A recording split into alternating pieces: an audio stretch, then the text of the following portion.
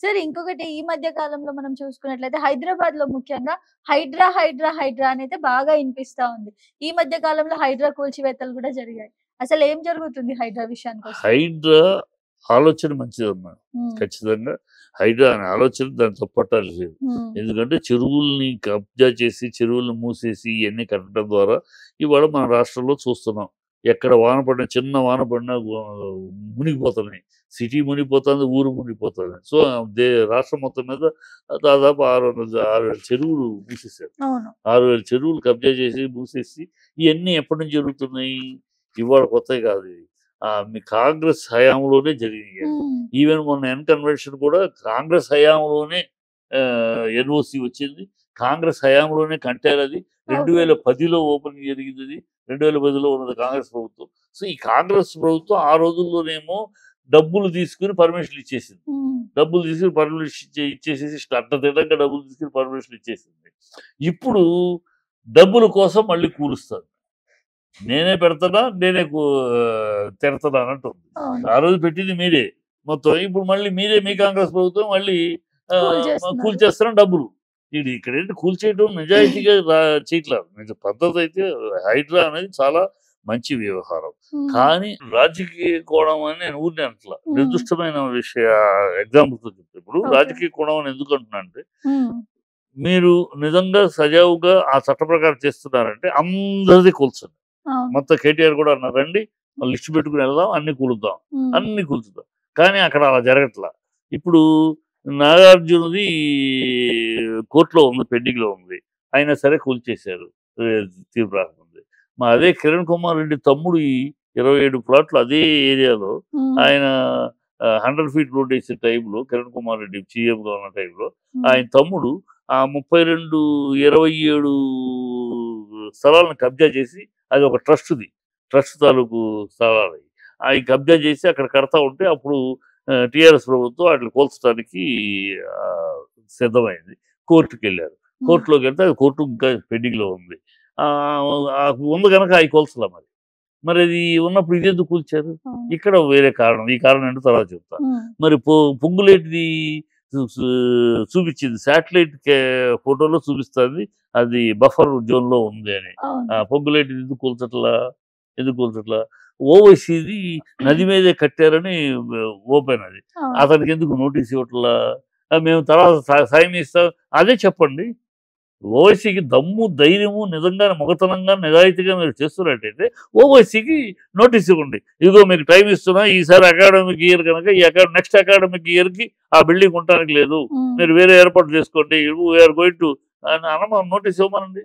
దమ్ము, ధైర్యం లేదు. హ్మ్. అక్కడ ఓవైసీ పేరు చెప్తే వీళ్ళకు కారిపోతాయి. హ్మ్. ఈ ఈ ఓవైసీ చేయండి. చేస్తే ఒప్పుకుంటావు దమ్మున్నవాడు హ్మ్. నిజంగా చేస్తాడు. ఎందుకు నువ్వు అయన్నీ పక్కన పెట్టి గుడిసెలు ఉన్నాయి కూలుస్తావు. అవును. మళ్ళీ కొన్నిసార్లేమో లేబర్ ఉన్న చోటుకు ఆ లేబర్ గుడిసెలు ఉన్న వాళ్ళేమో నీకు కాంగ్రెస్ వాళ్ళైతే అది కబ్జా చేసిన వాడు కాంగ్రెస్ వాడైతే మీకు టైం ఇస్తావు, పాపం కష్టపడి వాళ్ళు కట్టుకున్నారు, అవును. వాళ్ళని కూల్చడం అని అంటావా? అవునవును. మళ్ళీ వేరే పార్టీ వాళ్ళదైతేనేమో ఎవరైనా సరే కూల్చేయాల్సిందే అని కూల్పిస్తావు. అవును. ఇది అతను రంగరాజు, అతను పొలిటికల్ అఫిలియేటెడ్ పర్సన్. హ్మ్. అతను పొలిటికల్ అఫిలియేషన్ ఉంది. ఆయన అందుకనే ఆఫీసర్‌గా స్ట్రిక్ట్‌గా చేస్తూ తన పొలిటికల్ అఫిలియేషన్‌కి తగినట్టు చేస్తున్నాడు. అందుకనే కేటీఆర్‌ని విమర్శిస్తాడు. ఆయనకేం అవసరం కేటీఆర్‌ని విమర్శించడానికి? అవునవును. నువ్వు పొలిటికల్‌గా కాదు కదా! నువ్వు ఆఫీసర్‌వి. రూల్స్ అండ్ రెగ్యులేషన్స్ చెప్పు. నువ్వు పర్టిక్యులర్‌గా ఒక వ్యక్తిని పొలిటికల్‌గా ఎలా విమర్శిస్తావు? సో, అవును. You are politically affiliated. అందుకే రేవంత్ రెడ్డి అతను తెచ్చిపెట్టుకున్నాడు. ఆహ్, కు కూలుస్తున్నాడు ఇష్టం వచ్చినట్టు. కూల్చేది అందరూ కూలిస్తే అందరూ ఒప్పుకుంటాం. అవును. కానీ నువ్వు నీ నీ వాళ్ళని కాపాడుకుంటూ బయట వాళ్ళని చేస్తున్నావు. ఇవాళ మురళీమోహన్ 33 ఏళ్లుగా చేస్తున్నాడు హ్మ్. వ్యాపారం ఆయన. హ్మ్. ఆయన 33 ఏళ్లుగా చేస్తున్నాడు. ఏనాడు ఒక్క చిన్న తప్పు చట్ట వ్యతిరేకంగా చేసింది లేదు. అది చేస్తున్నాడు. ఏదైనా సరే పక్కాగా ఉంటేనే కొంటాడు. పక్కాగా ఉంటేనే అమ్ముతాడాయన. ఆయనేమి కబ్జా చేసి దరిద్రం చేయాల్సిన కర్మ ఆయనకి లేదు. ఆయన ఒక హీరోగా, ఒక నిర్మాతగా, ఒక నటుడుగా సంపాదించిన తన కష్టార్జితంతోటి వ్యాపారం చేస్తున్నాడాయన. అవును. అంతే తప్పితే ఎవరినో కొల్లగొట్టు ఎవరు రాజకీయాల్లో డబ్బులు లంచాలు దొబ్బి చేయట్లా. ఆయనేనాడు చట్టానికి వ్యతిరేకంగా ఎన్ని పక్కాగా ఉంటేనే కొంటాడు, పక్కన ఉంటేనే అమ్ముతాడు. హ్మ్. అలాంటి ఆయన మీద ఉంది. అది అసలేంటి ఆ ఏరియా ఏంటి?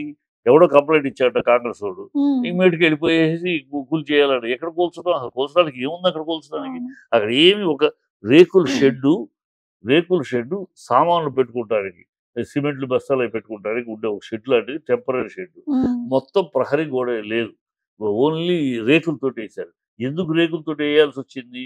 అది కోర్టులో ఉంది. ఉమ్, కోర్టులు దాన్ని కబ్జా చేయడానికి అనేక మంది ప్రయత్నిస్తారు. ఓకే. అది దాని మీద కోర్టులు కూడా వేసారు, రెవెన్యూ ఆఫీసర్ కూడా చెప్పడం జరిగింది. కానీ వాళ్ళ నుంచి సరైన ప్రతిస్పందన లేకపోతే ఈ కట్టారు. ఎవడు కబ్జా, ఇవాడు హైదరాబాద్ లో ఓపెన్ గా ల్యాండ్ ఉందంటే కబ్జా చేయడం రెడీ కదా. అవునవును. అందుకని ఒక రేకులు వేసాడు. ఓకే. ఇది వాళ్ళు ఏదో మొన్న వచ్చారు, చెక్ చేశారు, ఏముందని ఆఫీసర్ అడిగాడు. లేదంటే ఎవరు కంప్లైంట్ ఇచ్చింది, ఎవరంటే కాంగ్రెస్ అతను ఇది కబ్జా చేయాలని ఆలోచిస్తున్నారు. ఉమ్, ఈ కబ్జా చేయడానికి కుదరకపోయేటప్పటికి వాడు ఇప్పుడు ఈ చెప్పి రేపు చేసేసి కూల్చేస్తే వాడు వేసుకుంటాడు, కబ్జా చేసుకుంటాడు. అవును. ఇది ఈ ప్లాన్ తప్పితే ఇంకోటి కదా. అసలు మంది గెలినట్టు బుద్ధి ఉండాలి కదా. అవును. అతను ఏం కట్టాడా? కన్స్ట్రక్షన్ లేదు, కన్స్ట్రక్షన్ కి ఇంకా అప్రూవల్ లేదు. అదేమన్నా ఉంటే ఒక 2 అడుగులు ఏదో బఫర్లోకి వెళ్ళింది అంటున్నాడు. ఒకవేళ అవును. ఉందనుకో తీసేస్తానని ఆయనే చెప్తాడు. అవును. ఇప్పుడు ఇంకేమి కొలతలు వెరిఫికేషన్ జరగలేదు, మేము కన్స్ట్రక్షన్ ఇచ్చాము, అవును. అది వాళ్ళు వస్తారు, చెక్ చేస్తారు, చెప్పాడు, తీసేస్తాం, అంతే కదా. ఇప్పుడు ఓన్లీ రేకులు వేసి గోడ కట్టకుండా రేకులు వేసి సేఫ్టీ ప్రాపర్టీ అవును. అని చెప్పాడు. ఇలా ఎందుకు వెళ్తున్నాడు ఈయన? ఉమ్, మురళీమోహన్ వీళ్ళ మీద ఎందుకు వెళ్తున్నాడు? అక్కడ అసలు విషయం ఉంది, అసలు రహస్యం అక్కడ ఉంది. ఉమ్, అక్కడేంటి, వీళ్ళ మీద వెళ్తే ఒక్కసారి సెలబ్రిటీ అయినా వీళ్ళ మీదకి వెళ్తే వీళ్ళకు పొలిటికల్ మీద వెళ్ళారు కార్యకర్తలు, ఆ దుమ్దుమని ఆఫీసర్ ఇళ్ళు, ఆఫీసర్ కార్లు పగలగొడతారు. అవును. ఆ పనులు ఇక్కడ నాగార్జున చేయలేడు కదా, అవును. మురళీమోహన్ చేయలేడు కదా. అవును. మాకు అలవాటు ఉండదు కదా సినిమా వాళ్ళకి. వేరే అటాక్ ఇస్తే ఏంటి, ఒక థ్రెట్. ఉమ్, అంత పెద్ద స్టార్ నాగార్జున్నే అటాక్ ఇచ్చారు ఉమ్, అనేటప్పటికి బిల్డర్స్, రియల్ ఎస్టేట్ వాళ్ళు, ఈ కన్స్ట్రక్షన్ లైన్లో ఉన్నవాళ్ళు అందరూ గుమిగూడి ఈ సీఎం దగ్గరికి వచ్చి, అయ్యా మమ్మల్ని కాపాడండి, వాళ్ళని అలా బెదిరించి వాళ్ళ కాళ్ళ దగ్గరికి తెచ్చుకోవడానికి చేసిపోయారు. అలా వచ్చిన తర్వాత ఏం చేస్తాడు రేవంత్ రెడ్డి? సూట్ కేసులు, బలమైన సూట్ కేసులు, కొంచెం ఘనంగా ఇవ్వండి సూట్ కేసులు అని సూట్ కేసులు తీసుకుంటాడు. సూట్ కేసు తీసుకున్నాక నిదానంగా వాళ్ళకి 6 నెలలు టైం ఇచ్చాం, వీళ్ళకి సంవత్సరం టైం ఇచ్చాం, ఈ సంవత్సరంలో వాళ్ళు చేయాలని చెప్పాం, అలా ఉమ్, అలా ఉంటుంది. ఆ తర్వాత ఆయన రిటైర్ అయిపోతాడు, ఈయన సీఎం వెళ్ళిపోతాడు, జనాలు మర్చిపోతారు. అవును. ఈ డ్రామా చేయడానికి ఈ లోపల సూట్ కేసులు పట్టుకోవాలి. ఓకే. సూట్ కేసులు పట్టుకోవాల్సిన అవసరం రేవంత్ రెడ్డికి ఏముంది అని అనుకోవచ్చు. అనుకోవచ్చు. ఎందుకంటే ఆ పక్కన కోమటిరెడ్డి వెంకటరెడ్డి ఉమ్, బీభత్సంగా సూట్ కేసులు రెడీ చేస్తున్నాడు. ఉమ్, రెండో కృష్ణుడుగా ఈయనది దింపేసి ఆయన ఎక్కడానికి. ఉమ్, ఆయనకి బాగా, ఎందుకంటే ఆయన ఇండస్ట్రియలిస్టు, ఆల్రెడీ ఇండస్ట్రియలిస్ట్ గా ఉన్నాడు, మంత్రిగా చేశాడు, సో కాంటాక్ట్స్ ఉన్నాయి, సో బలమైన ఘనమైన సూట్ కేసులు ఆయన ఏర్పాటు చేయగలడు. రేవంత్ రెడ్డి ఇంతకుముందు మంత్రిగా కూడా చేయలేదు. సో కనుక ఆయన సడన్ గా మంత్రి, చీఫ్ మినిస్టర్ అయ్యాడు. ఈ బిజినెస్ ఇండస్ట్రీ ఆయన real estate broker, real estate గా వ్యాపారాలు చేయడం, దాంట్లో కమిషన్లు ఆయన రియల్ ఎస్టేట్ కమిషన్ గా తప్పితే ఆయన పెద్ద ఇండస్ట్రియలిస్ట్ వ్యాపారాలు లేవు. అవును. సో అతనికి ఆ కాంటాక్ట్స్ లేవు. సో ఆ కాంటాక్ట్స్ లేవు కనుక ఆయన ఇతను డామినేట్ చేసేస్తున్నాడు. డబ్బులు అక్కడేమో హై మ్యాన్, ఎవరు ఎక్కువ పెద్ద బలమైన బరువైన సూట్ కేసు ఇస్తే వాళ్ళే నెక్స్ట్ ముఖ్యమంత్రి, రెండో కృష్ణుడు వాళ్ళే అని అక్కడ చెప్పేశారు. సో ఆ రెండో కృష్ణుడు గా తయారవుతున్న కోమటిరెడ్డి వెంకటరెడ్డిని అడ్డుకుంటానికి, ఆయన దాటి వెళ్ళటానికి, తన పదవి కాపాడుకోవడానికి అక్కడికి ఢిల్లీకి అధిష్టానానికి బలమైన సూట్ కేసులు ఇవ్వాలి. ఓకే. అది ఢిల్లీ కాంగ్రెస్ అధిష్టానం యొక్క పర్మనెంట్ రూల్. అది ఏ రాష్ట్రంలో అయినా కాంగ్రెస్ ప్రభుత్వం వస్తే ఉమ్, ఇమ్మీడియట్ గా అధిష్టానం 3 నెలలకు ఒకసారి అధిష్టానానికి సూట్ కేసులు వెళ్ళాలి. ఇది ఆనవాయితీ, అది వాళ్ళ డిఎన్ఏ, వాళ్ళ policy. Okay. YS Rajasekhara Reddy గారు సీఎం గా ఉన్నప్పుడు కూడా మీకు గుర్తుంటే దిగ్విజయ్ సింగ్ 3 నెలలకు ఒకసారి స్పెషల్ ఫ్లైట్ వేసుకొచ్చేవాడు, ఉమ్, సూట్ కేసులు వేసుకుని వెళ్ళేవాడు. సో ఈ సూట్ కేసుల బరువు పెంచడం కోసం, బరువైన సూట్ కేసులు, ఘనమైన సూట్ కేసులు అధిష్టానానికి అందించడం కోసం, తన పదవిని కాపాడుకోవడం కోసం రేవంత్ రెడ్డికి ఇవన్నీ కావాలి. ఓకే. అందుకనే గుట్కాల మీద వేసాడు ఆ రోజు. అవును. గుట్కాలు పడి వాళ్ళు ఏదో కొంత ఇచ్చేసారు, ఒక అమౌంట్ ఇచ్చారు, సెటిల్ అయిపోయింది. ఇప్పుడు గుట్కా ఎక్కడ పడినా అమ్ముతుంది. ఆ ఆహా. రోజు మాత్రం హడావిడి చేశారు, ఆ గుట్కాలు అందరూ టెన్షన్ అయిపోయి వచ్చారు, అవును. ఏదో మూట అందింది, ఓకే. ఇప్పుడు ఎక్కడ మారుమూల, ఎక్కడ స్కూళ్ళ దగ్గర అన్ని చోట్ల అమ్ముతున్నారు. అవును. సో ఇది ఆ డబ్బుల కోసం చేస్తున్న దౌర్భాగ్యం చెప్తే నిజాయితీతో కాదు. కానీ సార్ దీనికి ఇప్పుడు నార్మల్ పీపుల్ ఎవరైతే ఉన్నారో అక్కడ ఉండే వాళ్ళు సఫర్ అవుతున్నారు కదా, మరి వాళ్ళకి అల్టర్నేటివ్ గా ఏముంటుందని అదే చెప్తారు? ప్రభుత్వం, అందుకనే అది కూడా ఎవరు సఫర్ అవుతున్నారు, వాళ్ళ కాంగ్రెస్ తాలూకు వాళ్ళు కబ్జా చేసిన వాటి మీద ఎట్లా అవును. అక్కడ ఉన్న వాళ్ళు సేఫే. వేరే వేరే పార్టీ. పార్టీ వాళ్ళు చేసే దాని దగ్గర చేస్తున్నారు. అవును. వాళ్ళు నష్టపోతే వాళ్ళని తిట్టుకుంటారు కదా. మనకు రెండు విధాలు ఒకటి చేసినట్టు ఉంటుంది, ప్రజలకి కూల్చేసాడు అనిపించినట్టు ఉంటుంది, రాజకీయంగానే లబ్ధి ఉంది. ఇది ఈ డ్రామా చేస్తున్నారు తప్పితే అంత ప్లాన్డ్, ఫుల్ ప్లాన్డ్. లేకపోతే అసలు పొంగులేటి నువ్వు సిన్సియర్ అయితే పొంగులేటికి ముందు పొంగులేటి దగ్గరికి వెళ్తావు. ఇప్పుడు ముందు కేటీఆర్ మీదకి వెళ్ళాలనుకున్నారు. కేటీఆర్ అది తన సొంతం కాదు, అసలు అక్కడ అద్దెకి ఉంటున్నాడు. ఆ ఫామ్ హౌస్ కేటీఆర్ కాదు అని తెలిసిపోగానే అమ్మ పొలిటికల్ ఇటు మొదలెట్టారు. ఇప్పుడు ఈ కేటీఆర్ తోటి స్టార్ట్ చేసి వెళదాం ఒకటి అందరిని దారికి తెచ్చుకుందాం అనుకున్నారు. కేటీఆర్ ఎప్పుడైతే కాదు అని తెలిసిపోయిందో నెక్స్ట్ ఆల్టర్నేటివ్ ఇప్పుడు సినిమా వాళ్ళ మీదకి వెళ్తే పబ్లిసిటీ. ఇప్పుడు నాగార్జున ఇల్లు కూల్చకుండా ఇంకెవరితో కూల్చారు అనుకోమ్మా, ఎవరికి తెలుసు? నాగార్జున కూర్చోడానికి మొత్తం ఆంధ్ర మొత్తం తెలుగు ప్రజలందరూ తెలిసిపోయింది, ఆమె కదా తెలిసిపోయింది కదా. సో అది ఆహా రేవంత్ రెడ్డి ఏదో చించేస్తున్నాడు, పొడి చేస్తున్నాడు, దూకేస్తున్నాడు, దున్నేస్తున్నాడు అని ప్రజలు అనుకోవాలి. అనుకుంటాం అడ్వాంటేజ్, దాన్ని అడ్డు పెట్టుకుని సూట్ కేసులు తెచ్చుకుంటాం. అది ఈ దౌర్భాగ్యం తప్పితే ఇంకేమీ లేదు అక్కడ, దాంట్లో చిత్తశుద్ధి లేదు. ఇంతకీ రేవంత్ రెడ్డి పనితీరు ఎలా ఉందంటారు ఇప్పటి వరకు? ఏముంది ఆయన పనితీరు, పాపం ఇప్పటికి గెలిచిన పదవిలో కూర్చున్న తర్వాత 30 సార్లు ఢిల్లీకి పరిగెత్తాడమ్మా. 10 ఏళ్లుగా, గత 10 ఏళ్లుగా తెలంగాణ ప్రభుత్వం, తెలంగాణ షంషేర్గా మీసాల మీద చేసుకుని ఢిల్లీ వాళ్ళకి సవాలుగా నిలిచింది. ఢిల్లీకి ఢిల్లీ పార్టీలకి 2 కేంద్ర పార్టీలకి సవాలుగా నిలిచింది తల వంచకుండా. ఇవాళ 100 రోజులు 6 నెలల లోపు 30 సార్లు వెళ్ళాడు. ప్రతి దానికి కాల్ముక్తా దొర అని, బాంఛన్ని కాల్ముక్తా దొర, అమ్మ సోనియా అమ్మ అని ఆవిడ కాళ్ళ దగ్గర కూర్చుంటాం, రాహుల్ భయ్య అని కాళ్ళు పిసకటం, ప్రతి దానికి అక్కడికి వెళ్ళి వాళ్ళ అంగీకార పత్రం వాళ్ళు చేసుకుంటాం. దౌర్భాగ్యమైన దిగజారుడు తెలంగాణ పౌరుషాన్ని, తెలంగాణ అభిమానాన్ని తాకట్టు పెడుతున్నారు ఢిల్లీలో. ఢిల్లీ దాసులుగా తయారయ్యారు. బాంఛన్ కాల్ముక్తా దొర అని ఢిల్లీ వాళ్ళకి పాదుషాలకి మొక్కుతూ బతుకుతున్నారు వీళ్ళు. తెలంగాణ యొక్క పరువుని, మర్యాదని 10 ఏళ్ళుగా చూశారు ప్రజలు. వాళ్ళు అన్నారు 10 ఏళ్ళుగా ఒక్కనాడు కూడా మనం ఢిల్లీకి మనం సంశయ ఛాలెంజ్గా మిగిలిన తప్పితే ఎప్పుడు తలవంచలేదు. ఇవాళ ఏంటి ప్రతి దానికి ఢిల్లీ తలవంచుతున్నారు, అక్కడికి వెళ్ళిపోయి కాళ్ళు మొక్కుతున్నారు. ఈ దరిద్రం ఏంటి? అనవసరంగా సింహాన్ని కూర్చోబెట్టేసి ఎక్కడో ప్రలోభపడి మార్పు అనే దానికి సింహాన్ని కూర్చోబెట్టి చిట్టెలుకల్ని అధికారంలో కూర్చోబెట్టామే. ఒక అల్పుల్ని అధికారంలో కూర్చోబెడితే వాళ్ళ భాష ఎలా ఉంటుంది, వాళ్ళ యాక్షన్స్ ఎలా ఉంటాయి అనే దానికి ప్రత్యక్ష సాక్షి రేవంత్ రెడ్డి ప్రభుత్వం. ఎవ్వడు ఏ ముఖ్యమంత్రిని ఇంతవరకు స్కూల్ పిల్లల దగ్గరికి వెళ్ళి బూతులు మాట్లాడటం, స్కూల్ పిల్లల ఫంక్షన్లో, అసెంబ్లీలో ప్యాంట్లోడు తీస్తా పేగులు తీసి మెడలో వేసుకుంటాను అసెంబ్లీలో మాట్లాడటము, విదేశాల్లో తెలుగు వాళ్ళ దగ్గరికి వెళ్ళి 20 అడుగులు గోతు తవ్వి పాతి పెడతా ఈ భాష మాట్లాడటం. ఇంతవరకు ఏ సీఎం ఇంత దిగజారుడు బిహేవియర్ ఎక్కడ లేదు. ఈయన భాష అంతే. ఒకప్పుడు సామంత్ రెడ్డి చంద్రబాబుకి, ఇప్పుడు ఈయనకి మూటలు ఇవ్వటం కూడా అలవాటు. ఈయనకి చంద్రబాబు దగ్గర సామంత్ రెడ్డిగా ఉండి ఆ మూటలు పంచడంలోనే కదా ఎక్స్పర్ట్. అక్కడికే దొరికింది ఈ ఓటుకు నోటు కేసులో దొరికింది. అక్కడ ఈ మూటలు ఏర్పరచడం, వీళ్ళకి పంజారా చేయటంలో ఎక్స్పర్ట్. అందుకని ఇప్పుడు ఆ ప్రయాణంలో ఉన్నాడు. రాష్ట్రము ప్రజలు తత్తి గారిపుట్లో పడ్డాం, మనం గెలిచాం, ఇక మన 5 ఏళ్ళు ఎవడు పీక్కలిగేది లేదు. మన 5 ఏళ్ళలోపు ఈ 2 నెలలు ఉంటాడో తెలీదు, ఇంకో సంవత్సరం ఉంటాడో, రేపు డిసెంబర్ 9th దాకా ఉంటాడా, 9th మారిపోతాడా, ఇంకో రెండో కృష్ణుడు వస్తాడు. వాళ్ళకి 2, 3 ముగ్గురు రెడీగా ఉన్నారు. రెండో కృష్ణుడు ఆల్రెడీ రెడీగా ఉన్నాడు, కోమటిరెడ్డి. మూడో కృష్ణుడు మనాడు బట్టి విక్రమార్క రెడీగా ఉన్నాడు. ఆ మూడో కృష్ణుడు ఇప్పుడు తీసుకురారు. మూడో కృష్ణుడు ఎప్పుడు తీసుకొస్తే ఎలక్షన్ ముందు తీసుకొస్తారు.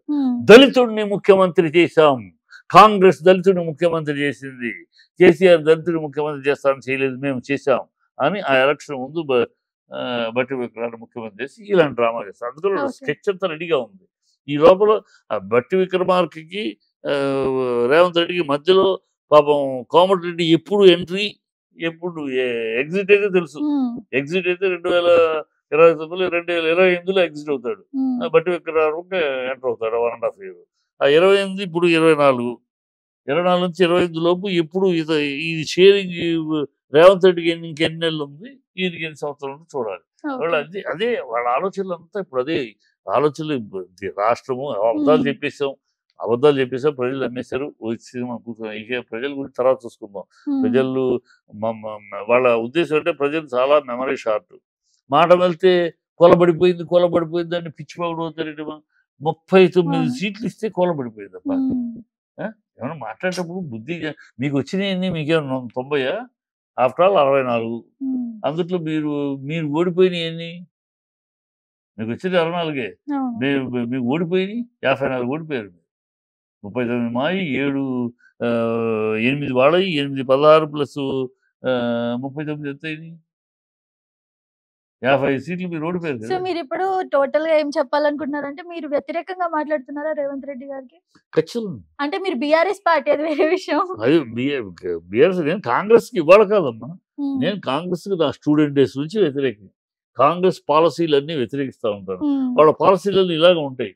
దేశాన్ని దోచుకునేది, మన సంస్కృతి సాంప్రదాయాలు నాశనం చేయడానికి, దేశాన్ని నిన్న చూడండి వాడు రాహుల్ గాంధీ ఏమన్నా మనిషి చదువు వయసు వచ్చింది 55 ఏళ్ళు వచ్చింది, ఇంకా విజ్ఞానం లేకపోతే అమెరికాలో వెళ్ళి అక్కడ ఫారిన్ సాయిల్లో విదేశీ గడ్డ మీద నా దేశంలో సిక్కులు ఎప్పుడన్నా విన్నావమ్మా నువ్వు? సిక్కులు తలబాగా పెట్టుకుంటానికి ఇబ్బంది పడటం కానీ ఎక్కడన్నా విన్నావా?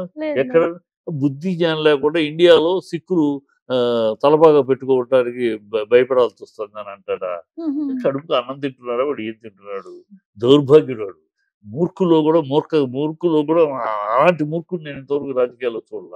వెళ్ళి ప్రజాస్వామ్యం మొన్న ఎన్నికలట మరి ఎన్నికలు సహజంగా జరగకుండా 90 సీట్లు వచ్చింది. నీకు 90 సీట్లు ఉంటే రాలేక మనం అంతకుముందు 50గా ఎన్నికలు సజావుగా జరగబట్టేగా నీకు ఇన్ని మాత్రం సీట్లు వచ్చినాయి. అది కాదంటే సజావుగా జరగలేదట. సజావుగా జరుగుంటే 240 సీట్లే వచ్చాయట. మీరు ఫ్రాడ్ చేయాలనుకుంటే ఈ 199 కూడా మీకు వచ్చేవి కాదు కదా. 99 కూడా వచ్చేవి కదా ఫ్రాడ్ చేయాలంటే. ఏం 19 వదిలిపెట్టాలి? బుద్ధి లేని ఏదో గాలి మాట జనాలను విభజించటం, డివైడ్ చేయటం. ఎక్కడికి తమిళనాడుకి వెళ్తే తమిళనాడు నుంచి తమిళనాడు సపరేట్ స్టేట్ కావాలని వాళ్ళ కాంగ్రెస్ ఎంపీ కేరళ నుంచి తమిళనాడుని అడ్డు పెట్టుకుని మొత్తం సౌత్ ఇండియా సపరేట్ అవ్వాలని ఏదో ఒకటి మాట్లాడుతూ ఉంటాడు. విరుద్ధంగా, అడ్డదిడ్డంగా, బుద్ధి జ్ఞానం లేకుండా. మనిషి India is not a country, is not a nation అంటాడు మళ్ళీ ఒకసారి. ఏమి చేసి అర్ధజ్ఞానము, అజ్ఞానము, మూర్ఖత్వము, పసితనం అనాలా, డొల్లతనం అనుకోవాలా, దౌర్భాగ్యుడు మన కర్మ. వాడు ఈ దేశంలో ప్రతిపక్ష పార్టీ నాయకుడిగా ఉండటం మన కర్మ అంతే. దౌర్భాగ్యం. ఇలాంటి ఏం మాట్లాడదు నువ్వు. అసలు నోటి నుంచి ఏ మాట వచ్చినా ఒకటి కూడా ఒక పద్ధతిలో, ఒక సంస్కారవంతంగానో, ఒక దీనిగా ఒక అగ్లీ పొలిటీషియన్, ఒక రాడికల్ పొలిటీషియన్, ఒక డివైజివ్ పొలిటీషియన్, ఒక వేర్పాటువాద పొలిటీషియన్ మాట్లాడితే ఒక వందే కాబోయే ముఖ్యమంత్రిని నేను ప్రధానమంత్రి అర్హుడిని అని చెప్పుకునే నీకు అసలు కనీస అర్హత లేకుండా పోతుంది. అలాగూ వీళ్ళు కాంగ్రెస్ అంతే. అందుకనే మొదటి నుంచి కాంగ్రెస్ ఏ పాలసీ కూడా ప్రజలను ఉద్దేశించి కాదు, వాళ్ళ కుటుంబాన్ని ఉద్దేశించి, వాళ్ళ అధికారాన్ని ఉద్దేశించి చెప్తే ప్రజలను ఉద్దేశించి 65 ఏళ్ళు ఈ దేశాన్ని పరిపాలించినాక ఇవాళ కదా మనం ఎకనామికల్గా పైకి ఎదిగాం. ఈనాళ్ళు ఏమైంది? ఈ 10 ఏళ్ళకు ముందు ఏముంది? 111వ స్థానంలో ఉన్నాం, ఇవాళ 5వ స్థానంలోకి ఎదిగాం. మరి ఈ 10 ఏళ్ళు వీళ్ళు చేసింది 65 ఏళ్ళు ఎందుకు చేయలేకపోయారు? వాళ్ళకి they don't love this country. Nehru ఫ్యామిలీకి ఈ దేశం మీద ప్రేమ లేదు. వాళ్ళు నిజమైన హిందువులు కాదు, వాళ్ళు నిజమైన గాంధీలు కాదు, వాళ్ళు నిజమైన భారతీయులు కాదు. వాళ్ళు మొత్తం నిజమైన భారతీయులే కాదు, స్వచ్ఛమైన వాళ్ళు ఆఫ్ఘనిస్తాన్ని పారిపోయి వచ్చిన ముస్లిం సంతతి. వాళ్ళు హిందువులు కాదు. గాంధీ ఎక్కడి నుంచి వచ్చింది వాళ్ళకి? గాంధీ బ్లడ్ తినే వీళ్ళకి సంబంధం, మహాత్మా గాంధీకి వీళ్ళకి ఏం సంబంధం? పెట్టుకున్నారు జనాల మోసం చేయడానికి గాంధీ. అసలు గాంధీలు కాదు, అసలు హిందువులు కాదు, భారతీయులు కాదు. వాళ్ళకి దేశం ఎందుకు ప్రేమ ఉంటుంది? వాళ్ళకి అందుకనే చైనాతో స్నేహస్తం అంటారు, పాకిస్తాన్ తోటి ప్రేమగా ఉంటారు. ఉమ్, సో ఈ కాంగ్రెస్ అనేది దౌర్భాగ్యం ఈ దేశాన్ని పట్టిన దరిద్రం. అందుకే చెప్తాను, ఎక్కడి తులువులు ఎక్కడి ములుసులు ఎక్కడి భ్రష్టులు ఎక్కడి జస్టులు ఎక్కడి నష్ట జాతకులు ఈ కాంగీయులు కాంగీయిస్టులైన కమ్యూనిస్టులు నా జాతికి శాపమై దాపురించారు. నాటికి నేటికి ఈ సినాపురికో తాకట్టు పెట్టి ఈ త్రాష్టులు నా జాతికి శాపం అని ఎప్పుడు చెప్తాను. అంత కోపం సార్ మీకు అసలు కోపం కాంగ్రెస్ అంటే కాదమ్మా, నా దేశం మీద ప్రేమ అది. పనితీరు అలా ఉందంటారా? నా దేశం మీద నాకున్న ప్రేమ ఉమ్. అలాంటి దుర్మార్గులు నాకు అనిపిస్తుంది, దుర్మార్గులు అనిపిస్తుంది. So thank you sir, thank you so much. ఇంత ఓపికగా నన్ను అడిగిన అన్నిటికీ కూడా మీరు చక్కగా ఆన్సర్ ఇచ్చారు. Thank you sir.